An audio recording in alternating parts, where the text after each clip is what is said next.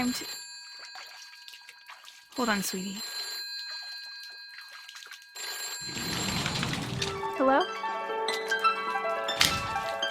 Sam, I told you I don't want to talk right now. I wonder what he saw.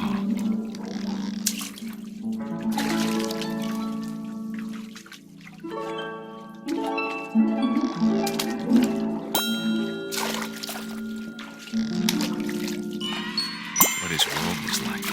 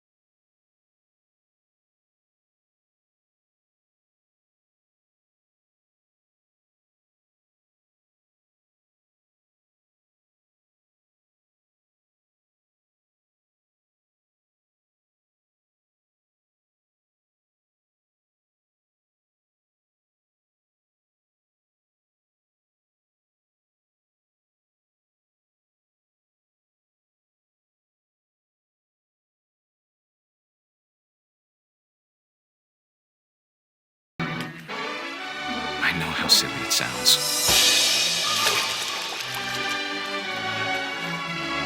That I worried about a baby being too happy.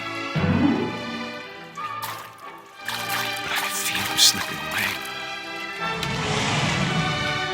Sorry about that, Gregory. I know you did everything you could. Maybe if I hadn't called that night. Damn it. Hold on, I don't want Gregory to hear this.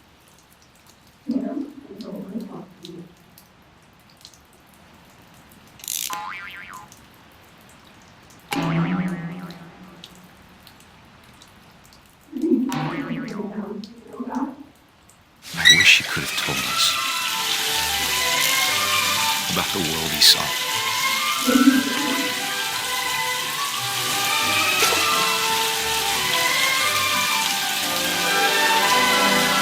There's so much I don't understand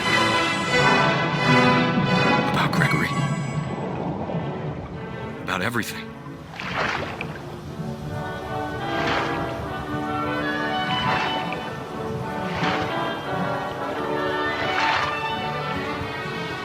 But I know what happened wasn't your fault.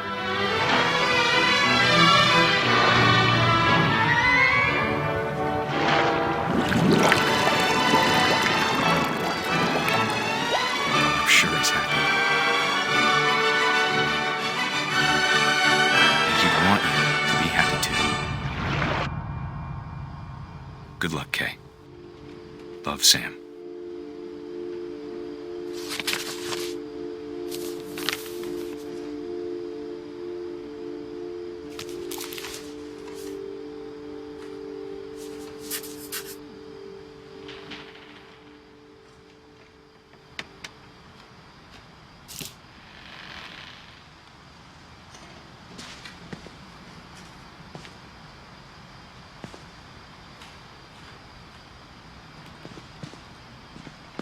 I can't imagine my mom ever writing poetry, and yet...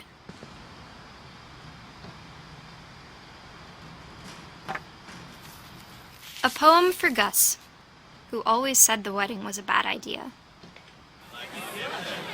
Our father never hit us kids, at least not very hard, before the day my brother said with teenage disregard that he'd be dead before he'd see a wedding in our yard.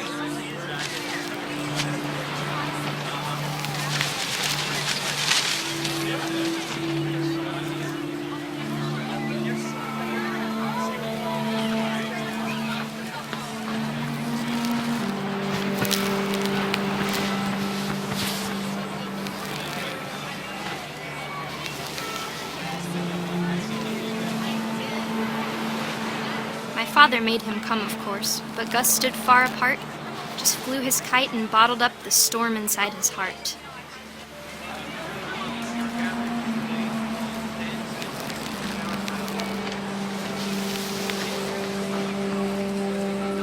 I tried to talk him out of it, but though he'd never met her, "We don't need a stepmom," were the words that I now pronounce you husband and wife. You may kiss the bride.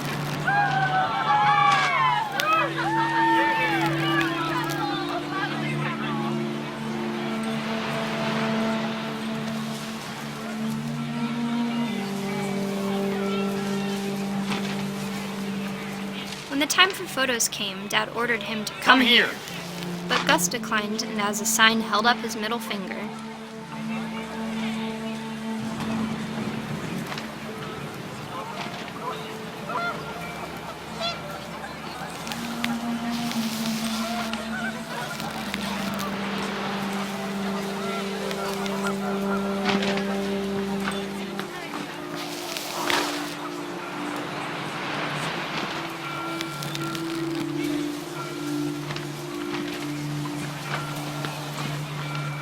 The wind picked up, and panicked geese appeared and quickly went. But all the humans did that day was go inside the tent.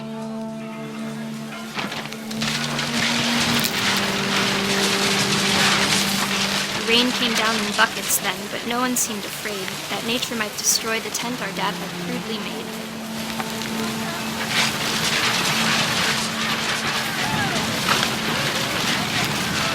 Thunder sounded much too close and full of angry power, but all my father said to this was, "Make the music louder."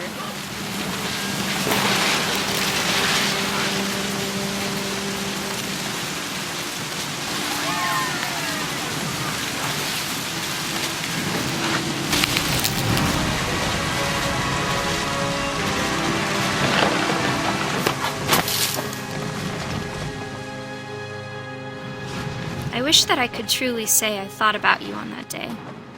Out there on the beach alone, just you, the wind, the sea, and foam. But I didn't, until we found you.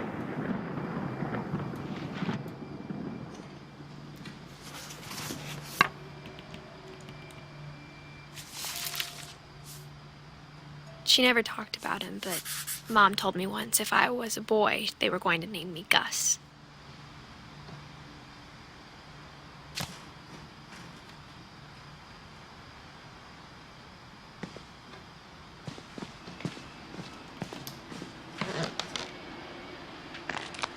My mom moved up to the loft after her brothers died.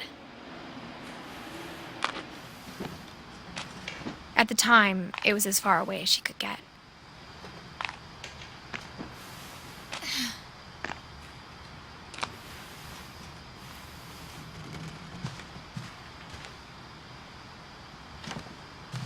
She spent a summer building houses in Calcutta, where she met my dad, Sanjay.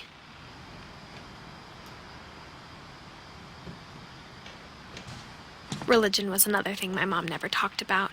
but I think it helped her a lot after her dad died.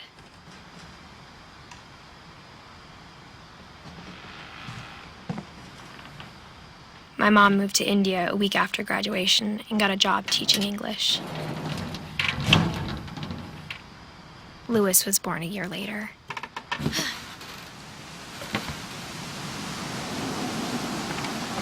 When my dad died, I don't think Mom knew where else to go. I'm sure Edie was happy to have her back.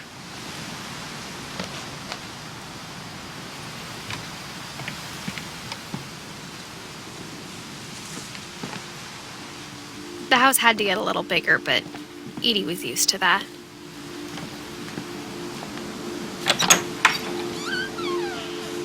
And for a while, things were good, almost normal. But it didn't last. The beginning of the end was Milton's 10th birthday, when Edie gave him a castle.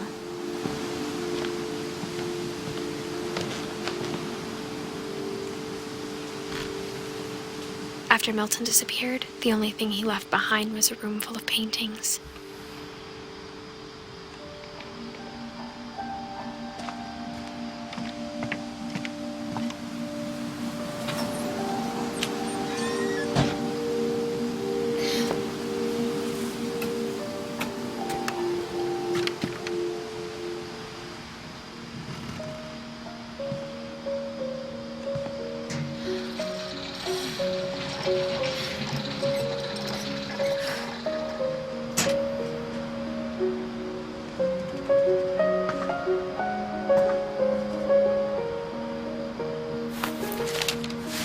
Milton Finch in The Magic Paintbrush.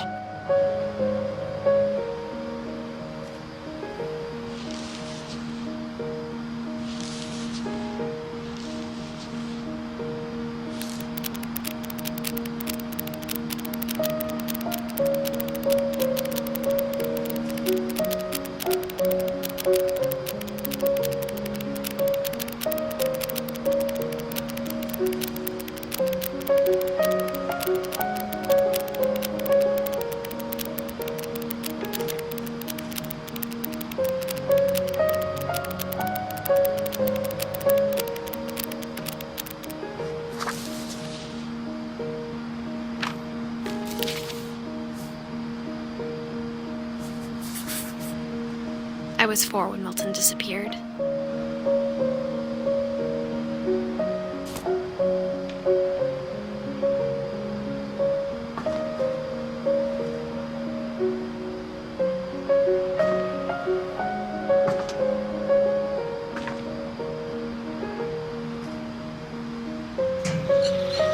Mom spent months searching for my brother. Then she sealed the doors.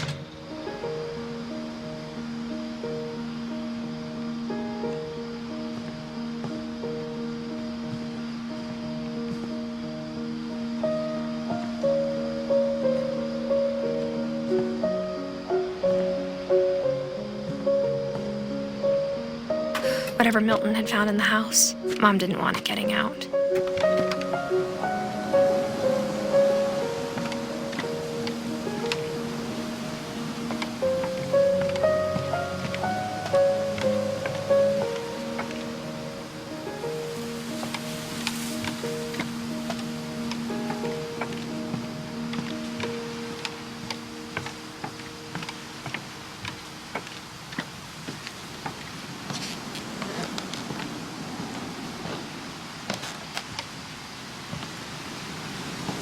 Mom definitely blamed Edie, but I think Louis blamed himself.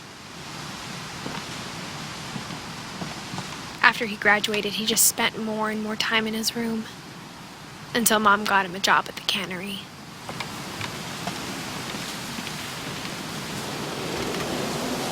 Everyone always told me to stay out of Louis's room, except Louis.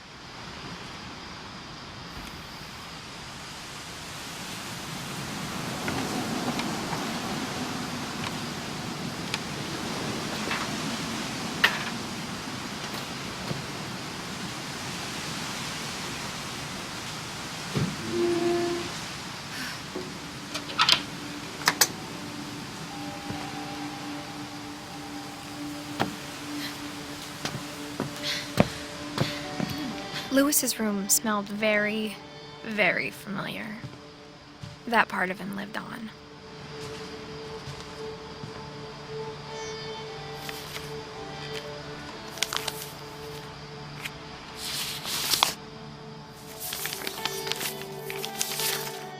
Dear Mrs. Finch, as Lewis's psychiatrist, I can understand your desire for an explanation.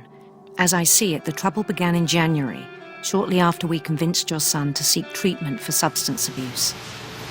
Newly sober, I believe Lewis first noticed the monotony of his daily life.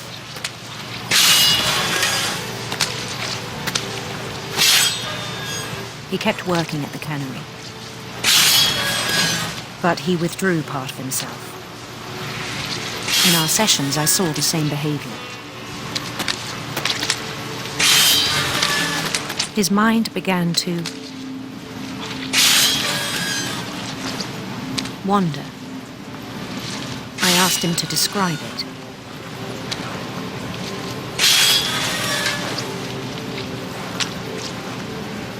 He said he started small.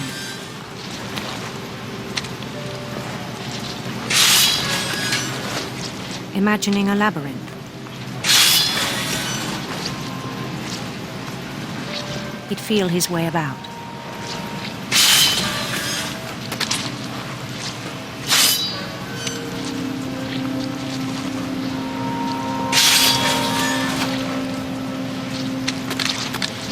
Then something moved.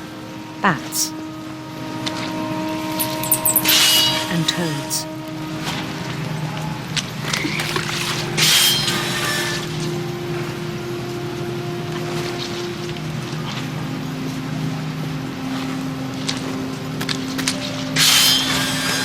And things that have not names. He knew it was all in his head.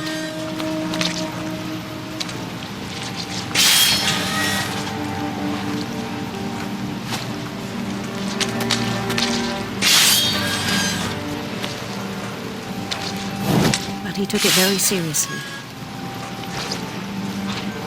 I had hoped he'd find himself.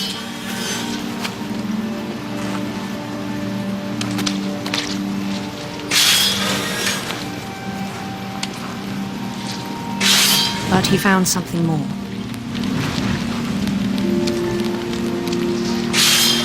I worried about him then, daydreaming at the cannery.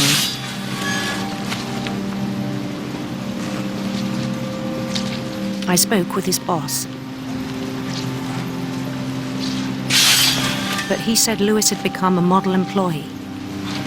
Methodical, tireless, focused.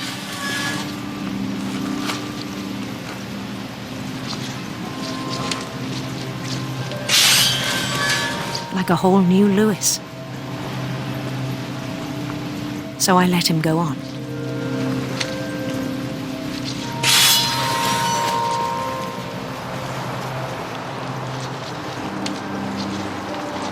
I even encouraged him.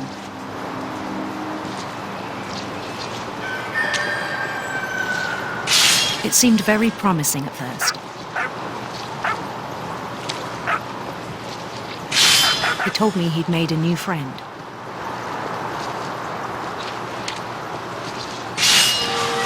On the edge of a city he named Lewis Topia.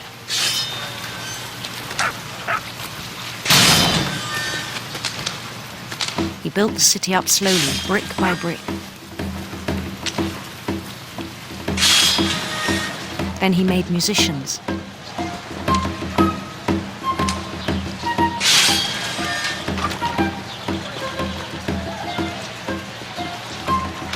And songs for them to play.